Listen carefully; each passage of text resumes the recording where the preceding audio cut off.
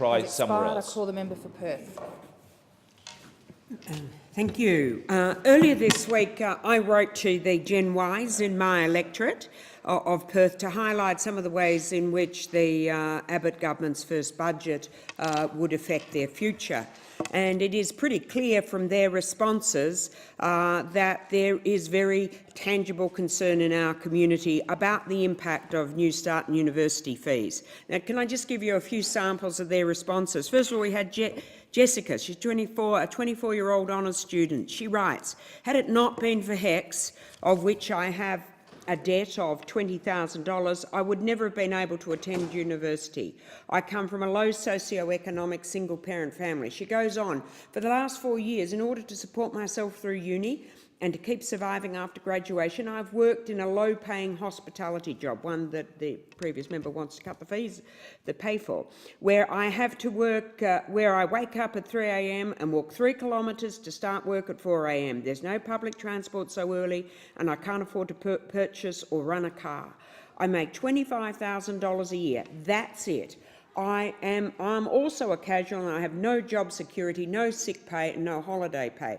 It's a familiar story. We hear from Dom. Dom says, "At 27, I can count on one hand the number of mates who have a full-time or even permanent job where they get sick leave or holiday or paid holidays. The majority of them are on casual short-term contracts spanning just a few weeks or the school term, and that's the ones that can get jobs.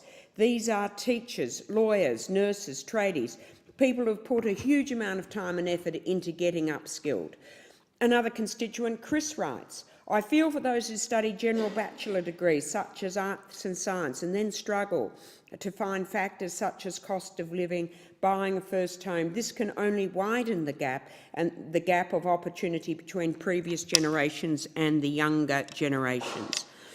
Another, Jordan, says, "As someone who has worked since I was 14 and paid taxes as soon as I was eligible, how do these new laws regarding unemployment assistance, New Start and Youth Allowance mean for me?"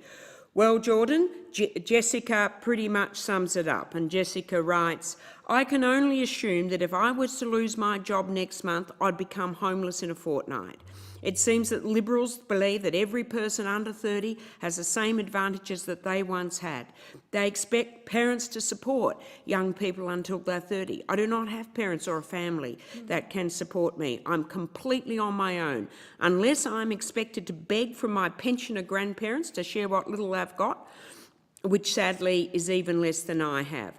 So these are not bludgers. These are young people who want to earn. These are young people who want to learn. They want to contribute. I call the member for Hughes.